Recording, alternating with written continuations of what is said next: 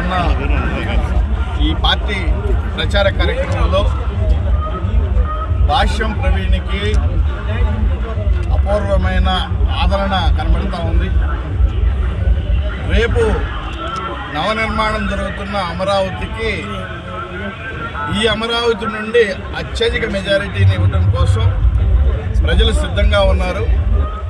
పల్నాడు జిల్లాలో పెదకూరపాడు చాలా మంది మోసపూరితమైన మాటలు మాట్లాడి భాష్యం ప్రవీణ్ ఇబ్బంది పడుతున్నాడు అని నేను ఒకటే చెప్తున్నాను. జిల్లా పార్టీ ప్రెసిడెంట్గా భాష్యం ప్రవీణ్ పార్లమెంటులోనే అత్యధిక మెజారిటీని కైవసం చేసుకోవడానికి సిద్ధంగా ఉన్నాడనేది